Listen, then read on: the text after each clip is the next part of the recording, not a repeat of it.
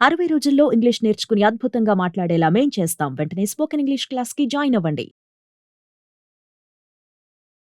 నమస్తే, welcome to Suman TV. ప్రస్తుతం మనతో పాటు రాజేశ్వరి అమ్మగారు ఉన్నారు. వీరితో ఈరోజు కొన్ని విషయాలను మనం మాట్లాడదాం. అమ్మ నమస్తే. అమ్మా నమస్తే అమ్మా.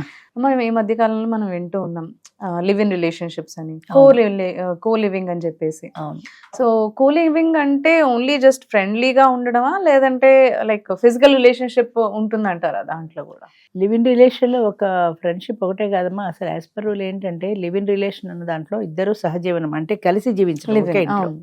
ఒకే ఇంట్లో కలిసి జీవించడం, భార్యాభర్తల మాదిరిగా. కానీ అఫీషియల్గా భార్య కాదు, కానీ భార్యాభర్తలాగా. అంటే ఒకరి మీద ఒకరికి ఎలాంటి హక్కులు ఉండవు, ప్రాపర్టీలో షేర్లు ఉండవు, ఏమీ లేదు. ఫ్రెండ్లీగా ఉంటారు, ఒకే చోట ఉంటారు. వద్దనుకుంటే అంతే తేలిగ్గా రిలేషన్షిప్ కూడా ఉంటుంది. అన్నీ ఉంటాయి అందులో. అయితే ఇది చిన్నవాళ్ళకి అంత సమర్థనీయం కాదు. ప్రభుత్వం అన్ని వయసుల వాళ్ళకి అని పెట్టింది, కానీ చిన్న వయసు వాళ్ళల్లో ప్రాబ్లం ఏంటంటే, ఇప్పుడు ఇందాక చెప్పినట్టుగా 20-30 మధ్య వయసులో అబార్షన్లు వస్తాయి. లివ్ ఇన్ రిలేషన్లో యంగ్స్టర్స్ ఎక్కువ మంది ఉంటున్నారు. ఇప్పుడు ఉమెన్స్ హాస్టల్, జెంట్స్ హాస్టల్ అని పేరుకున్న ఆ హాస్టల్లో వీళ్ళు ఉంటున్నారు, వీళ్ళ హాస్టల్లో వాళ్ళు ఉంటున్నారు, తిరుగుతున్నారు. అయితే ఇందులో ఏంటంటే, ఒక అబ్బాయితో కలిసి సహజీవనం అనేది మొదలుపెట్టింది. అసలు 25 ఏళ్ల వయసులో ఎందుకు ఆడమగా కలవడం చెప్పు? వయసుతో వచ్చే అట్రాక్షన్ అనేది వాళ్ళకి తప్పనిసరిగా ఉంటుంది. మా మధ్య ఏమీ లేదు అంటారు, కానీ ఒక చోట ఎప్పుడైతే కలిసి ఉంటున్నారో అప్పుడు వయసుతో పాటు వచ్చేటువంటి సహజమైన అట్రాక్షన్ ఉంటుంది. ఒకళ్ళ పట్ల ఒకళ్ళకి అట్రాక్షన్ ఉంటుంది, దగ్గర కూర్చోవాలని ఉంటుంది, మాట్లాడాలని ఉంటుంది, ముట్టుకోవాలని ఉంటుంది. ఇవన్నీ సహజంగా వస్తాయి. దానివల్ల ఏమవుతుందంటే వాళ్ళకు ఒక మానసికమైన ఆనందం. అంటే ఒక మనిషిని కలిసినప్పుడు ఫిజికల్గా కలిసినా, అది ఫ్రెండ్లీగా కలిసినా, పక్కన కూర్చొని మాట్లాడినా, చేయి పట్టుకు మాట్లాడినా, వీళ్ళ బాడీలో కొన్ని రకాలైనటువంటి ఎంజైమ్స్ రిలీజ్ అవుతాయి. ఆ బాడీలో ఎంజైమ్స్ రిలీజ్ అయినప్పుడు వాళ్ళకు ఒక హ్యాపీనెస్ వస్తుంది. దానివల్ల ఒక ప్లెజర్ ఫీలింగ్ ఉంటుంది. అంచేత ఆ ప్లెజర్ వస్తున్నప్పుడు ఆ ప్లెజర్ కోసమని పదే అదే పని చేయాలనిపిస్తుంది. ఎందుకంటే అందులో వాళ్ళకి ఒక మానసికమైన ఆనందం ఉంది కాబట్టి.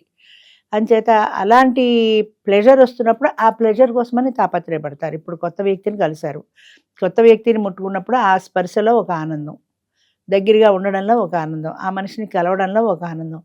ఈ ఆనందాల కోసమే నేను అనుకుంటా మెయిన్ వెంపర్లాడుతున్నారు యూత్ అంతా. ఆ కొత్తగా వచ్చేటువంటి ఆ మానసికమైన ఆనందం కోసం. ఇద్దరూ కలిసి ఉండడంలో ఆనందం ఉంది, కరెక్టే. కానీ ఆ సహజీవనంలో కూడా అలాగే అంతే ఆనందం ఉంటుంది. ఇద్దరు కలిసి ఉంటారు కాబట్టి కొన్నాళ్ళు బాగానే ఉంటుంది, ఆ తర్వాత బోర్ కొడుతుంది. అదేదో సినిమాలో చూసాను నేను ఈ మధ్యనే, నిన్ననే అనుకుంటా.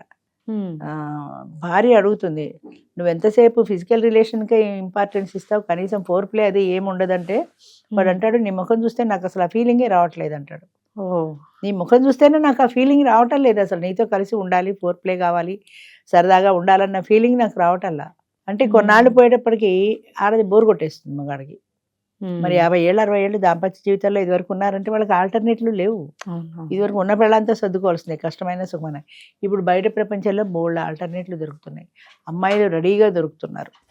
సో దొరుకుతున్నప్పుడు మనం అందిపుచ్చుకోవడానికి నష్టం ఏంటి? వాళ్ళంతటి వాళ్ళు మార్కెట్లోకి వచ్చేస్తుంటే మనం ఎందుకు అందిపుచ్చుకోకూడదు అనుకుంటారు సహజంగా. అంచేత అవకాశాలు పెరుగుతున్నాయి. అవకాశాలు పెరిగిన కొద్దీ కూడా మనిషిలో ఆ చిత్త చాంచల్యం, జ్యోహ చాంచల్యం అంటారు. సో ఇద్దినాలు ఎలా ఉంటుందో చిత్త చాంచల్యం అంటారు దాన్ని. అంటే మానసికమైన చంచలత్వం, అది కావాలి, ఇది కావాలి, ఈ రోజు ఈ కొత్త అమ్మాయితో స్నేహం చేయాలి, ఆ రోజు కొత్త అమ్మాయితో స్నేహం చేయాలి, వీళ్ళతో సినిమాకి వెళ్ళాలి, వాళ్ళతో గడపాలి అనేటువంటి ఈ చంచలమైన మనస్సు ఉంది, అది ప్రేరేపిస్తుంది. అలా కలవడంలో వాళ్ళకు ఒక బాడీలో కొన్ని ఎంజైమ్స్ రిలీజ్ అయ్యి ఒక హ్యాపీనెస్ వస్తుంది. ఆ హ్యాపీనెస్ కోసమని వెంపర్లాడతారు. ఇప్పుడు కలిసి ఉండేదాన్ని మనమే కదా అందరం కలిసే ఎంకరేజ్ చేశారు. అసలు యాక్చువల్లీ మీరు అన్నట్టు అప్పట్లో అయితే పిల్లలు వెళ్ళిన తర్వాత ఈ టైం కల్లా ఇంట్లో ఉండాలి అనే రూల్స్ ఉండేది. అవును. ఇప్పుడు అసలు ఆ ఇద్దరు కలిసి ఉండే రిలేషన్షిప్ ని ఎంకరేజ్ చేయడం మన చుట్టుపక్కల వాళ్ళు చేసే తప్పు కూడా కదా. అది గవర్నమెంట్ కూడా వాళ్ళకి అలాంటి అవకాశం ఇచ్చింది కదా. లివ్ ఇన్ రిలేషన్ లో గర్వంగా చెప్పుకుంటున్నారు, ఎవరు సిగ్గుపట్టాల. మేము లివ్ ఇన్ రిలేషన్ లో ఉన్నాం, ఈయన బాయ్ ఫ్రెండ్ అని. పూర్వం కలిసినా కూడా ఏదో దొంగచాటుగా కలవడం, భయంగా కలవడం ఉండేది. ఇప్పుడు పబ్లిక్ గానే ఉంటున్నారు, అంచేత భయపడాల్సిన పని లేదు కదా. అందుకని మేము లివ్ ఇన్ రిలేషన్ లో ఉన్నామని చెప్పుకోవడం ఒక ఫ్యాషన్ అయిపోయింది. కానీ ఇప్పుడు మేము కూడా 50 years లో లివ్ ఇన్ రిలేషన్ పెట్టాం, కరెక్టే. కానీ 50+ వాళ్ళకి పెట్టాం. ఇందులో పిల్లలు పుడతారు, అబార్షన్లు, ఈ బాధరబందీ లేవు. ఇది పెట్టడంలో ఉద్దేశం ఏంటంటే మెయిన్ ఆల్రెడీ 25 ఏళ్ళకో 30 ఏళ్ళకో పెళ్ళి అయిపోయింది, ఆ భర్త చనిపోవడమో విడాకులు రావడమో అయిపోయింది, 50 ఏళ్ళకి ఈ స్త్రీ ఒంటరి అయిపోయింది, ఈమెకి ఎవరు తోడు కావాలి. ఈమె మంచి జడ్డలు చూసుకునే వాళ్ళు లేరు, పిల్లలు ఉన్న వాళ్ళు ఎక్కడో ఫారెన్లో ఉన్నారు, కొంతమందికి పిల్లలే లేరు. అటువంటి వాళ్ళకి తోడు కోసం పెట్టాం లివ్ ఇన్ రిలేషన్. వాళ్ళిద్దరూ లివ్ ఇన్ రిలేషన్లో ఉంటే సౌలభ్యం ఏంటంటే అందులో ఆయన ప్రాపర్టీతో ఆవిడకి ఎలాంటి సంబంధం లేదు, అంటే డబ్బు కోసం వచ్చింది అనే మాట లేదు, ఆయనతో పాటు ఫుడ్ షెల్టర్ ఉంటాయి అంతే. అదే అదే ఒకవేళ వాళ్ళిద్దరికి సరిపడక వద్దు అనుకుంటే, అంతే ఈజీగా ఇద్దరు అనుకుంటే మన ఇద్దరం విడిపోదాం అనుకుంటే విడిపోతారు. కోర్టులు విడాకులు మెయింటెనెన్స్ ఇవేమీ లేవు. అంచేత 50 ఏళ్ల వయసులో లివ్ ఇన్ రిలేషన్ అవసరం ఎందుకంటే ఒక మానసికమైన తోడు కోసం. పెళ్లి చేసుకోవచ్చు, అప్పుడు ఆ వ్యక్తిని ఆయన పెళ్ళే చేసుకోవచ్చు, కానీ పెళ్లికి చాలా చోట్ల సొసైటీ యాక్సెప్ట్ చేయదు, కన్నా పిల్లలు కూడా యాక్సెప్ట్ చేయదు. మా అమ్మ ప్లేస్లో ఇంకొకళ్ళని చూడలేమంటారు. అమ్మ ఎప్పటికీ అమ్మే, ఆవిడ లేనప్పుడు ఆయన ప్లేస్లో ఇంకొకళ్ళు రాకూడదు అన్న భావన మీకుంది, కానీ ఆయన ఒక్కడు ఎన్నాళ్ళు తంటాలు పడతాడు. మీరు అమెరికాలో ఉన్నారు, మా అమ్మ ప్లేస్లో ఇంకోళ్ళని చూడలేము, మరి మీ నాన్న బతుకున్న నాన్న ఏమైపోతాడు? చచ్చిపోయిన అమ్మ మీద మీకు ప్రేమ, బతుకున్న నాన్న ఏమైపోతాడు? పోనీ ఆయన మీతో తీసుకెళ్తున్నారా? లేదు. ఆయన ఇక్కడ ఎవరు చూసుకుంటారా ఆయన్ని? ఆయన చచ్చిపోతే వస్తారు అంతే, కర్మకాండాలు చేస్తారు వెళ్ళిపోతారు, కానీ బతుకుండగా జీవోత్సవం వల్ల ఎన్ని రోజులు ఏడుస్తున్నాడో ఆ ఏడుపుని ఎప్పుడైనా మీరు గమనించారా? ఆయనకు ఒక తోడు కల్పించిస్తే మీ ప్రాపర్టీలో ₹1 కూడా షేర్ వెళ్ళదు కదా ఆవిడకి.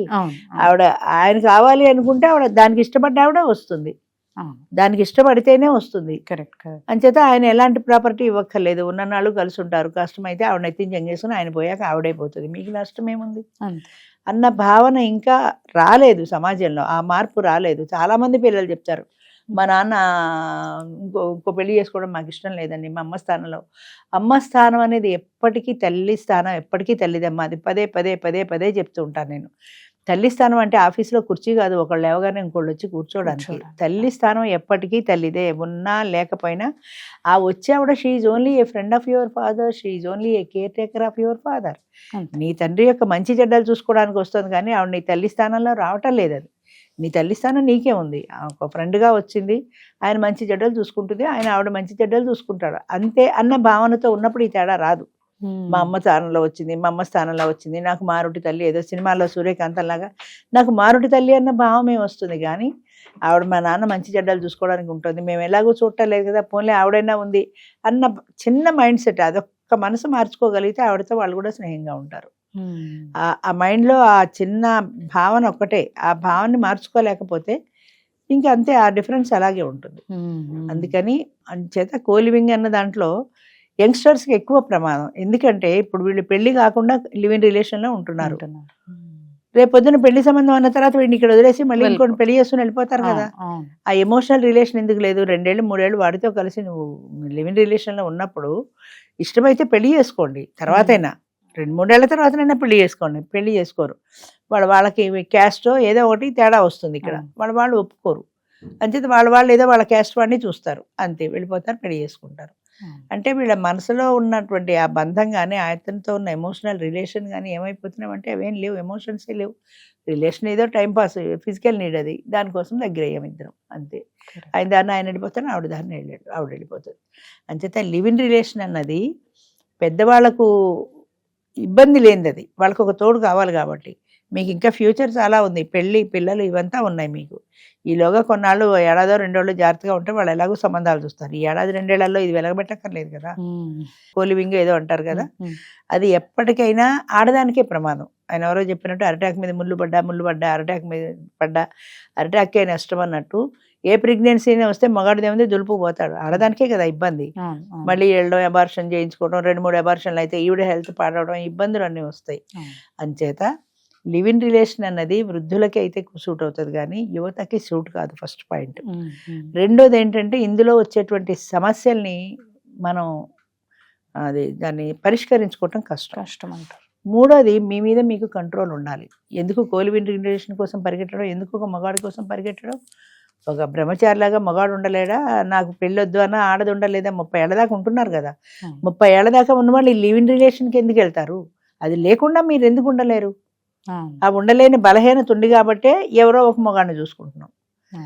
అది లేని నాడు అంటే అది కష్టమే, కానీ నేను నా భర్తతో తప్ప వేరే వాళ్ళతో నేను కలిసి జీవించను అన్న స్ట్రాంగ్గా వీళ్ళ మైండ్లో ఉంటే ఈజీగా ఉండగలుగుతారు, కానీ ఉండట్లేదు. అంచేత ఆడవాళ్ళైనా మగవాళ్ళైనా లివ్ ఇన్ రిలేషన్కి పరిగెడుతున్నారు. అవునమ్మా. ఓకే అమ్మా, థ్యాంక్ యూ. Thank you.